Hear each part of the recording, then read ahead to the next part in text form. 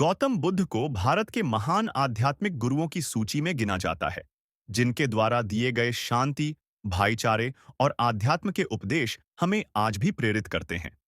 महात्मा बुद्ध वो महापुरुष थे, जिन्होंने भारत के साथ-साथ पूरे विश्व को प्रेम और सद्भाव का पाठ पढ़ाया।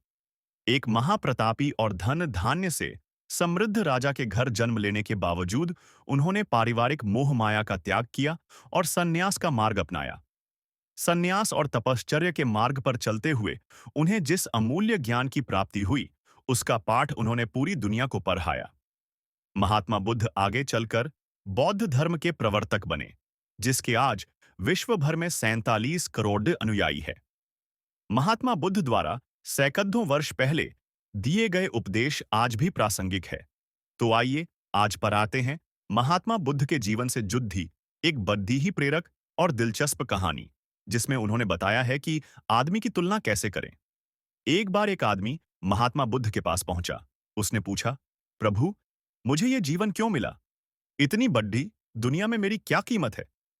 बुद्ध मुस्कुरा दिए और उस आदमी को एक चमकीला पत्थर देते हुए बोले कि जाओ, पहले इसका मूल्य पता करके आओ, लेकिन इसे बेचना मत, केवल मूल्य पता करना।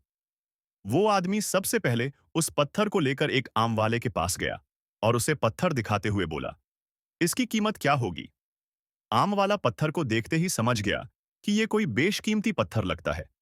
फिर भी वह बनावटी आवाज में बोला कि मैं इसके बदले में 10 आम दे सकता हूं। आदमी वहां से चला गया और एक सब्जी वाले का पास पहुंचा, जिसने कहा कि मैं इसके बदले एक बोरी आलू दे सकता हूं। अब उस आदमी को यह मालूम पड़ीडीएच चुका था कि यह पत्थर वाकई में कीमती है, और फिर वो उसे लेकर एक हीरे के व्यापारी के पास पहुंचा। व्यापारी पत्थर को देखकर अचंभित रह गया। उसने कहा कि मैं तुम्हें इसके बदले 10 लाख रुपए दे सकता हूं। आदमी महात्मा बुद्ध के पास जाने के लिए मुद्दा ही था कि व्यापारी ने आवाज लगाई कि मैं तुम्हें इसके बदले में 50 लाख रुपए देने को भी तैयार हूं। लेकिन आदमी नहीं रुका।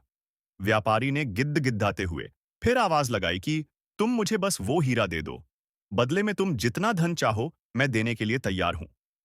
आदमी नहीं माना और महात्मा बुद्ध के पास लौट गया और उन्हें पत्थर वापस करते हुए पूरा वृत्तांत कह सुनाया। बुद्ध मुस्कुराकर बोले, आम वाले ने इसका मोल 10 आम लगाया, सब्जी वाले ने एक बोरी आलू और हीरे के व्यापारी ने कहा कि ये अनमोल है। इस पत्थर के गुण जिसने जितने समझे उसने उतने मोल लगाए। ऐसा ही ये जीवन है।